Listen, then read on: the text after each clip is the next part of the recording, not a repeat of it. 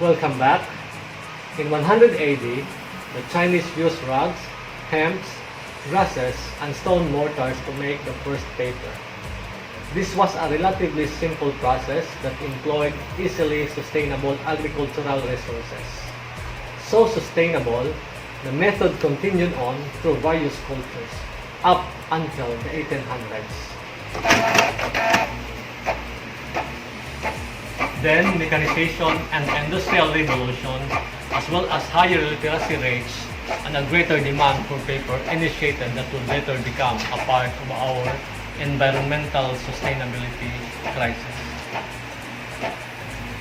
Of issuing paper receipts, say for example, is by itself a small-scale version of the problem. Here are some statistics, courtesy of mobile payment company Square, on the environmental damage we cause by using receipts. Receipts waste 1 billion gallons of water. To make them, we kill 10 million trees. To supply them, we use 250 million gallons of oil. Overall, receipts make for 1.5 billion pounds of waste. Coniferous and deciduous trees are the primary pulp and paper sources. But companies don't just do their logging in temperate regions where pine trees thrive. According to the Encyclopedia of Occupational Health and Safety, companies also harvest in tropical and boreal forests.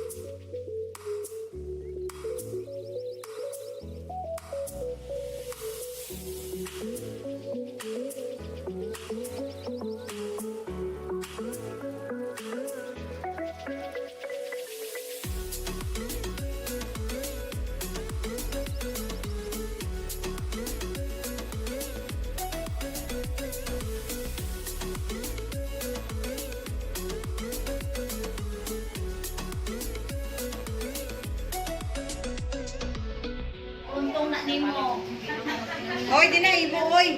Hoy, igo ni. Pulong tong gani, dili pajama nimo, pulong tong. Pang-atab sa bebe. Igo ni. We, igo ni. Ganda ko.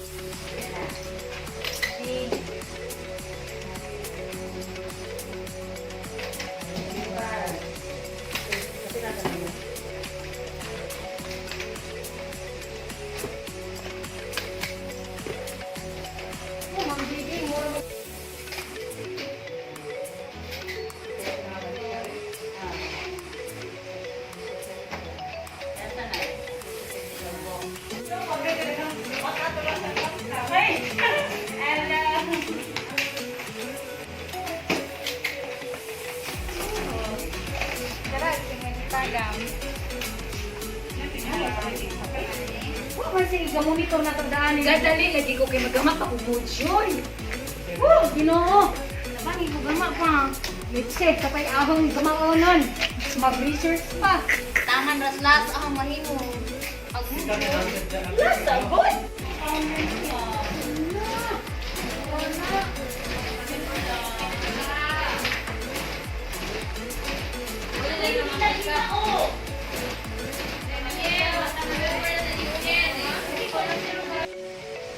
Sarap. San Francisco. Bilya? California. Ako ra po tong California. Claro, desde California ikaw dito. Oo, ko sa raman kabuka Ang tong Bilya.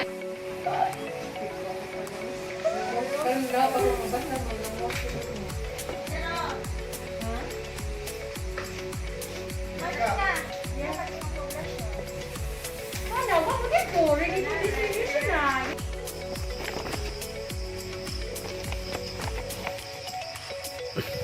According to the Bureau of Labor Statistics, the paper and paper products industry currently employs over 300,000 people in the US alone. That doesn't account for the number of people who work hand in hand with the paper industry. Their work in part dependent upon paper production. The publishing industry, excluding internet, employs over 500,000 people.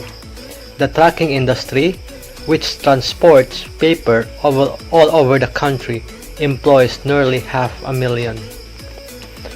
Paper is a big part of how we live. But to what extent is the paper industry responsible for harmful deforestation? What are industries that rely on this resource doing to promote environmental sustainability?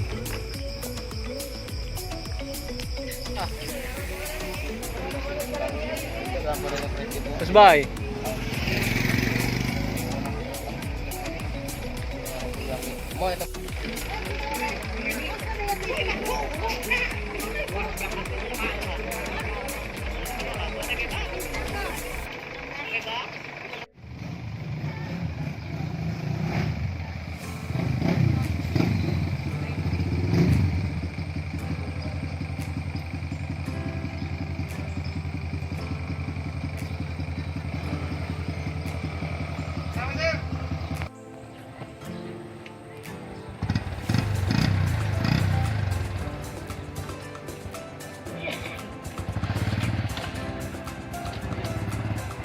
Sige.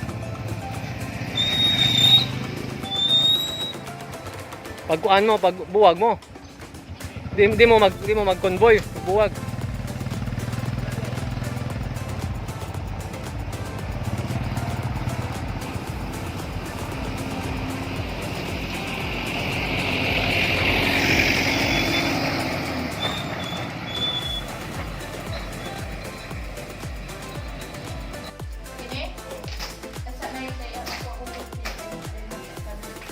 What po is yung book princess? Kaya mga papel mo na. Nakipulpin na si Kuwas yan. Buwa rin namin. Kita yung buwa. Arinay, Wilma. Aris, asa man ko magpapel mo, sir? Ano ako no, sir? Nasa parents dito. Ating duty na na, hindi mo yung dito. Asa man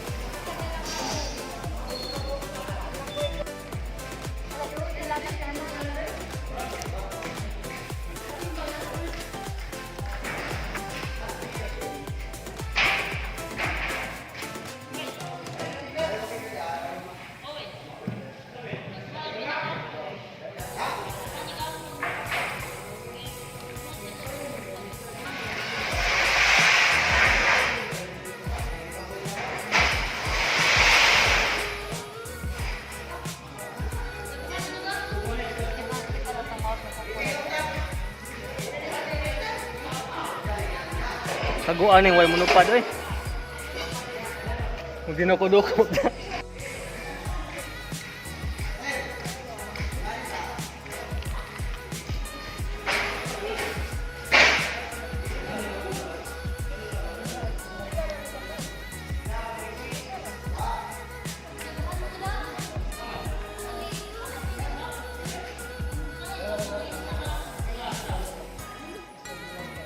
May gilingon na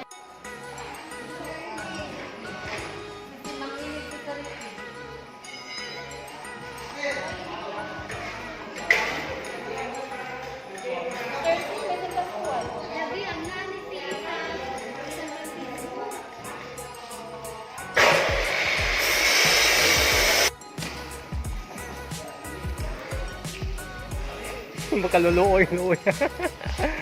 Ang luoya. Ang luoya ko nga porma, ma'am.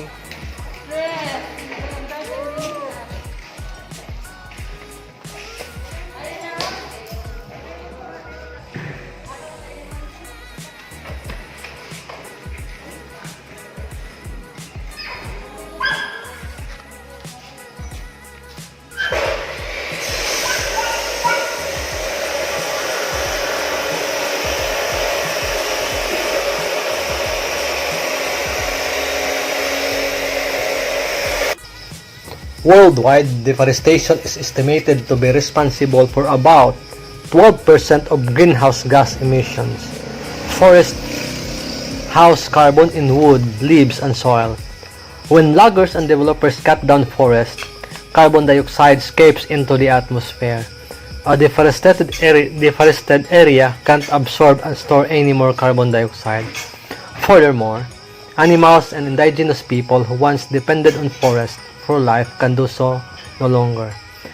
The Union of Concerned Scientists points out that wood products, including paper, account for about 10% of total deforestation.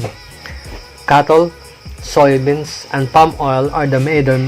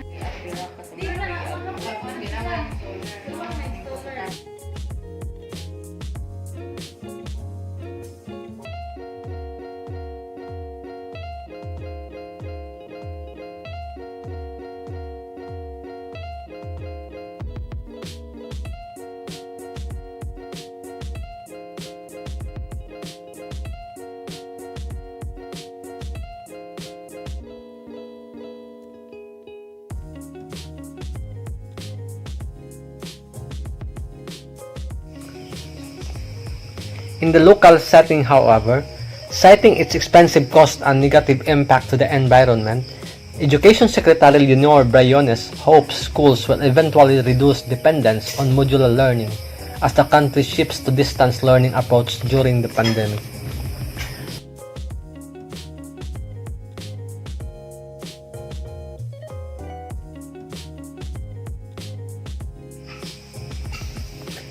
In the long run, modular is really expensive, Briones added.